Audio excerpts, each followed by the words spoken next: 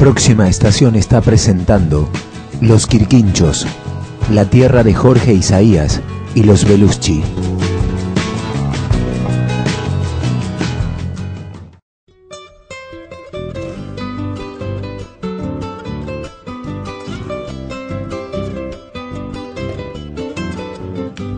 Nuestra recorrida en busca de la identidad, de la forma de ser de los Quirquinchos, nos va metiendo en diferentes lugares.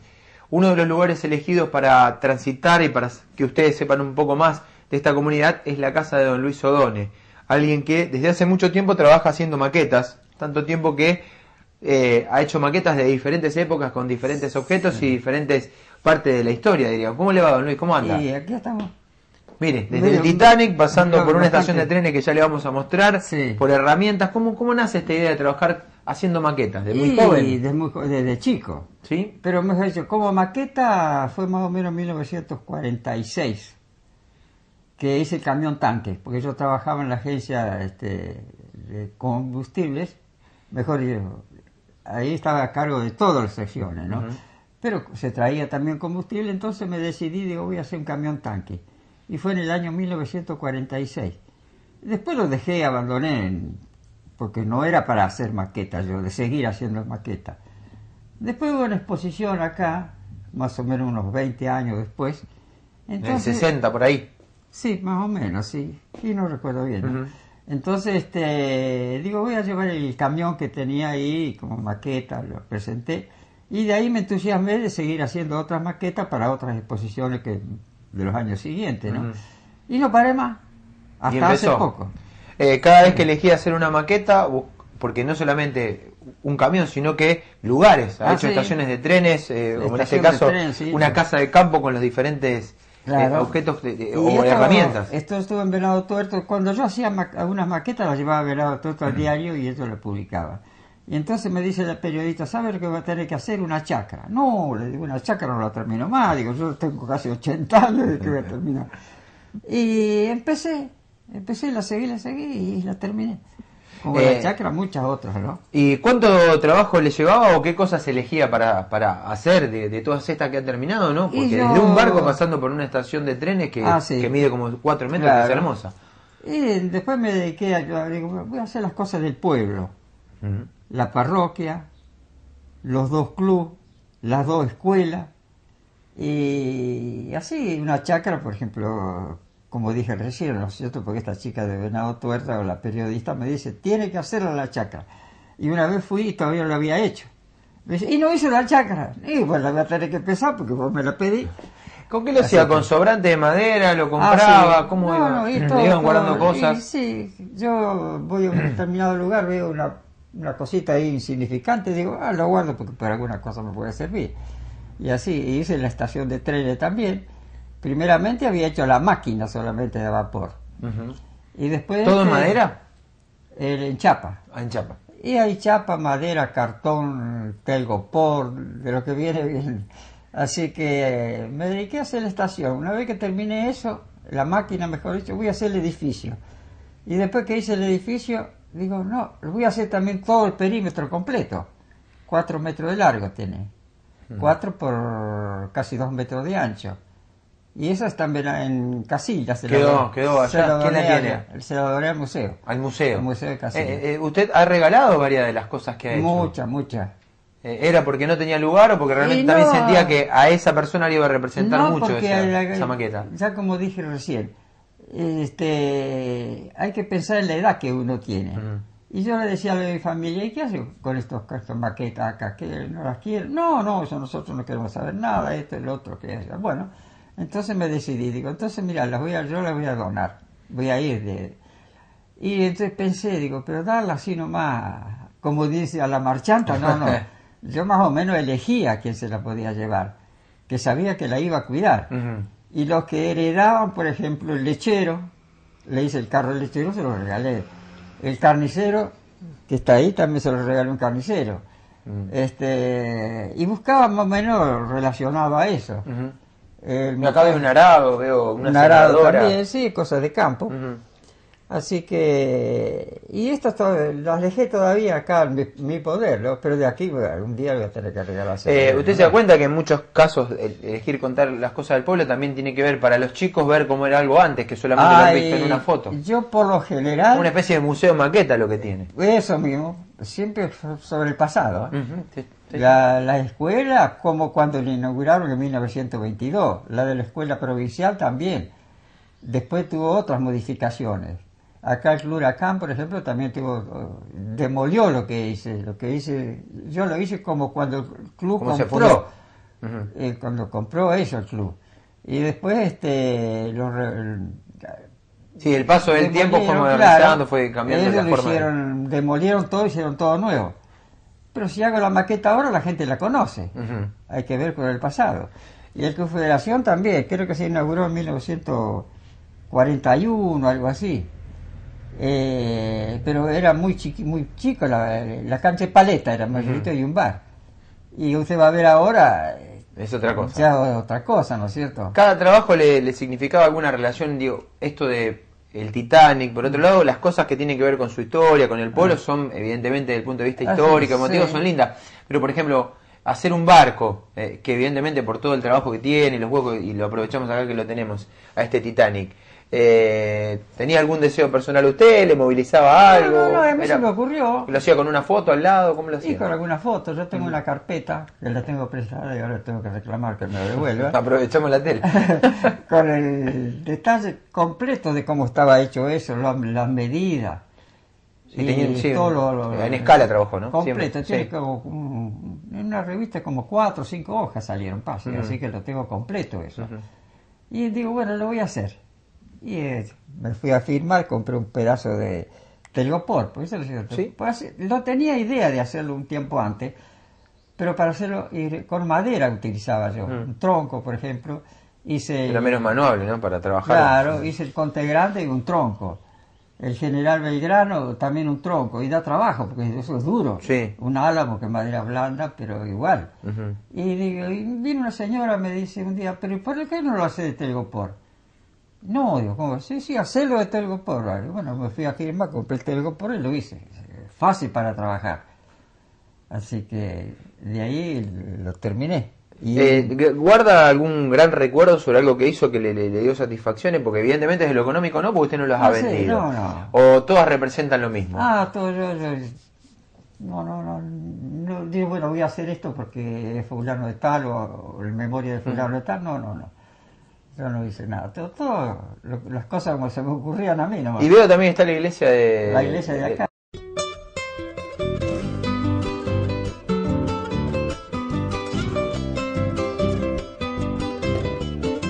Como presenté esto,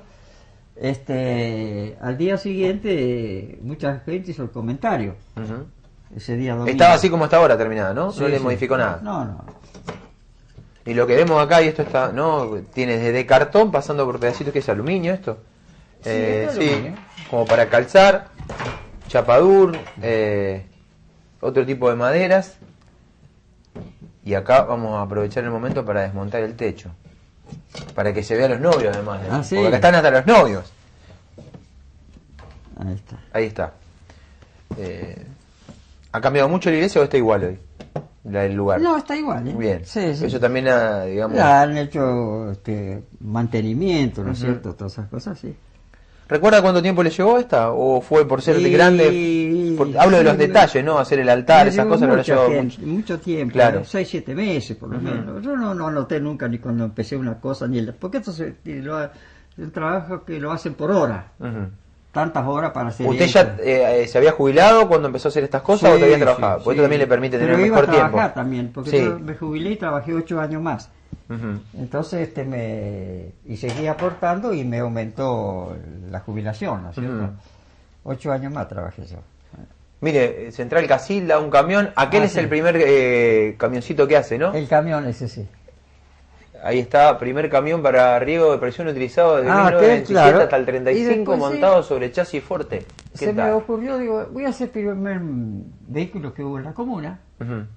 Primeramente tendrían atracción a sangre, ¿no es cierto? Sí. Aunque cuando tenían también, cada vez tenían que aumentar el riego y no daban abasto. Entonces lo hacían con el caballo, un tanque de caballo. Después que el camión internacional, ese internacional yo más o menos tenía una idea porque acá hace muchos años la firma de Venado de acá de Firmá, que acopiaba cereal, Aramur, no, Aramur, ¿sí? Acopiaba cereal acá en los Quirquinchos también, y tenía 4 o 5 camiones internacionales de ese que trabajaban acá.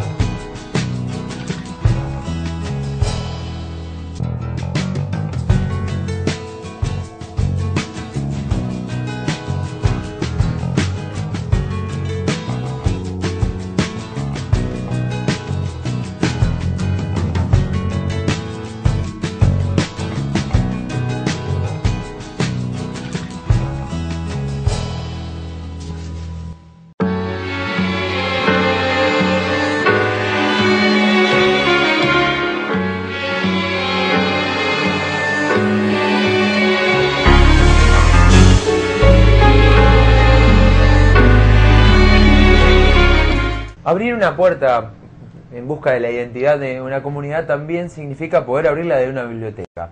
En Quirquinchos, la biblioteca popular, la que funciona cerca del Club Huracán, al lado, y en realidad el edificio pertenece y tiene una relación con el Club Huracán, es uno de los lugares que quisimos transitar.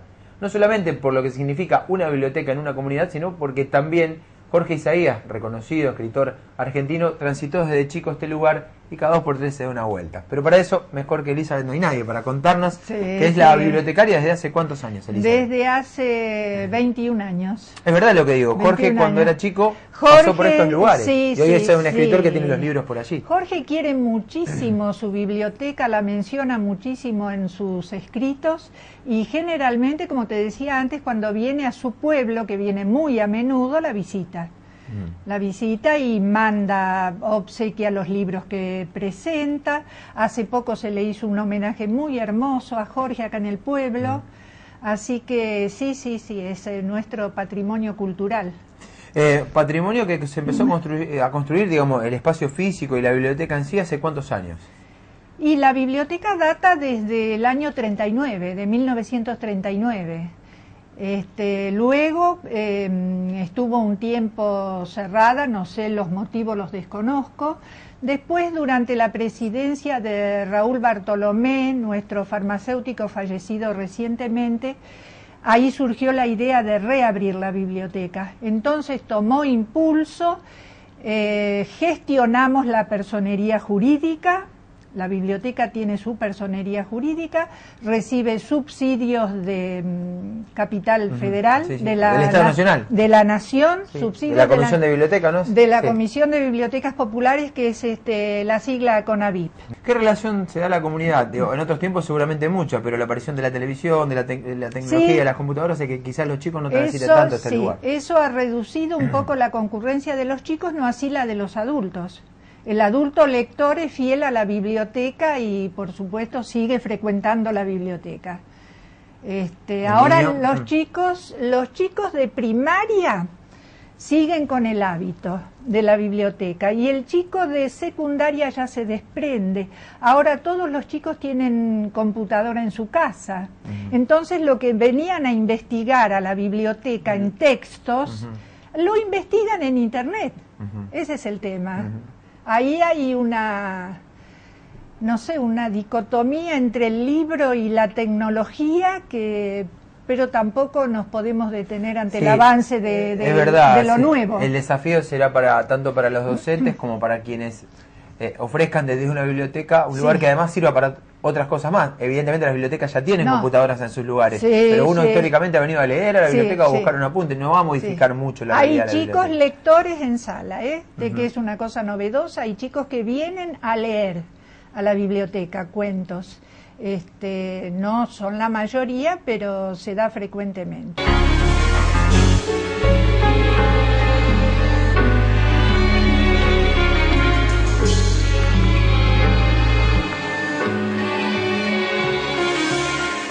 En nuestra última parte de la recorrida vamos a mezclar parte de la historia, la identidad a través de un negocio que fue Almacén de Ramos Generales, y también en el presente usted verá que es parte de la historia deportiva de esta comunidad y del fútbol argentino. Pero hay que empezar por el principio. En este caso, Carlos alguna vez fue niño y con su familia estuvo aquí en lo que hoy es su almacén, pero es en realidad el histórico Almacén de Ramos Generales. ¿Cómo va, Carlos? Bien, bien. Gracias por recibirnos. No, en este lugar que uno cuando mira hacia arriba es el mismo.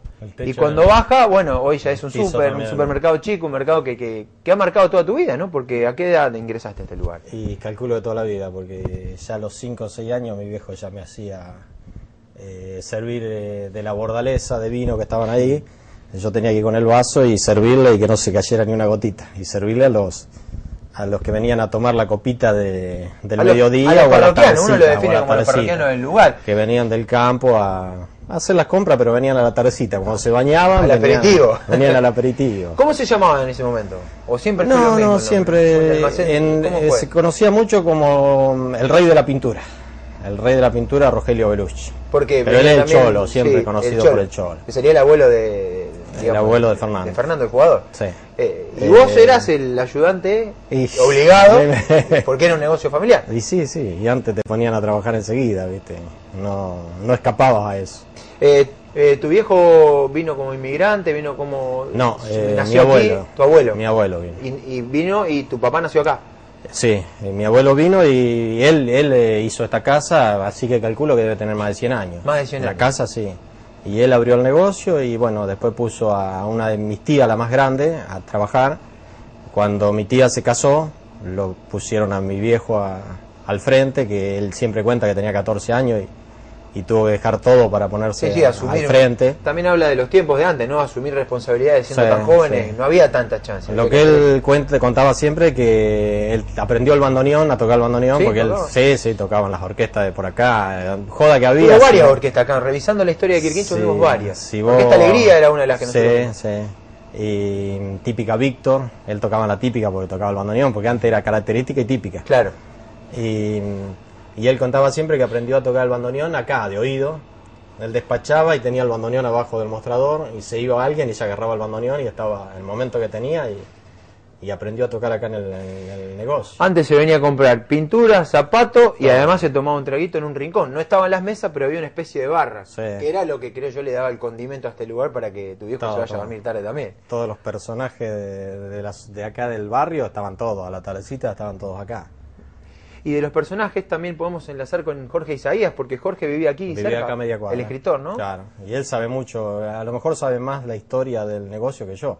Sí, uno cuando revisa los artículos o los cuentos que cuenta Jorge siempre lo atraviesa Quirquinchos, indudablemente, con nombres propios. Es más, he leído el nombre de este lugar, con sobrenombres y evidentemente con esas historias que vos mismo también fuiste parte. Sí. ¿Qué cosas particulares sucedían aquí? Me hablabas de campeonato de pulseada cuando por ahí se miraban nada más y se desarmaba. Sí, se juntaban acá, qué sé yo, eran a lo mejor 10 personas y empezaban viste como, qué sé yo, empezaban a comentar una cosa, otra y terminaban en cualquier cosa.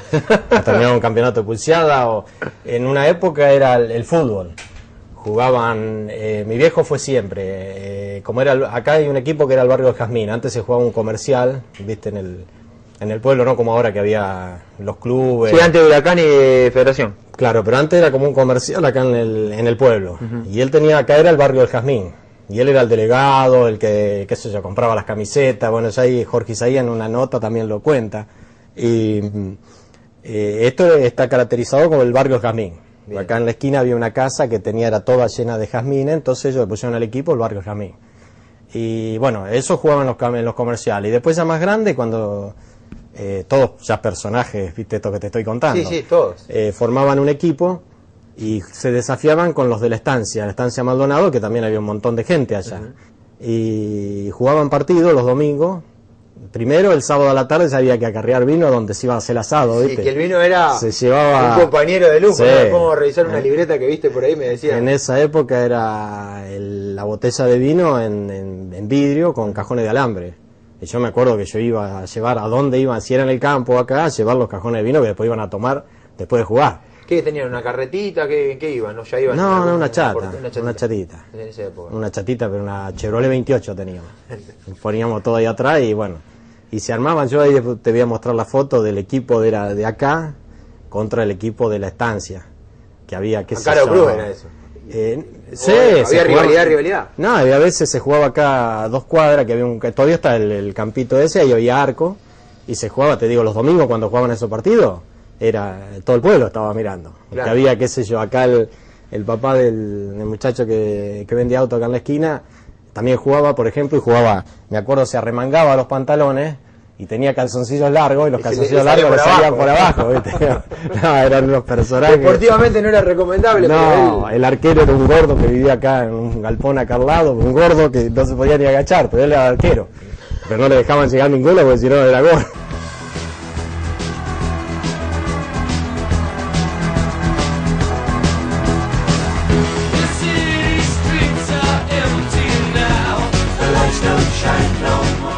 Sí, Fernando sí. de chico andaba por acá, te ayudaba, Sí, ¿qué hacía? sí.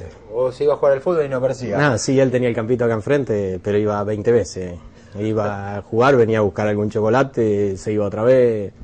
Pero sí, él salió acá adentro, estaba. Yo me acuerdo, mi viejo cuando era chiquito me hacía laburar y hacer jugar. Porque tenía un camioncito de madera, esos camiones de madera, y me decía, por ejemplo, bueno, tráeme conserva, latita de tomate. Yo cargaba el camioncito y me venía con el camioncito y acomodaba y llegaba a un lugar y lo acomodaba. Y bueno, y ya así que de chiquito me metió acá adentro y bueno, y hace ya, qué sé yo, como 45 años que estoy acá.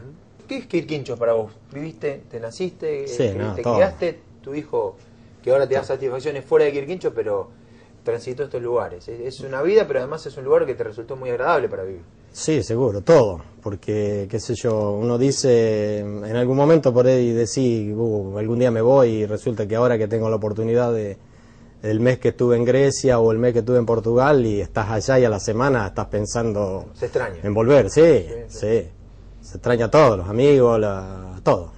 Y en cada rincón de esto, ¿qué te quedó de tu viejo? ¿No? Porque evidentemente entrar todos los días a casi el lugar de tu infancia no lo tiene todo el mundo. Muchos viven en un lugar, se van, pero vos transitas el lugar de tu infancia. ¿Sí? No, sí, todo, viste. Yo apenas falleció, los primeros días me costó, porque era todo, viste. Claro.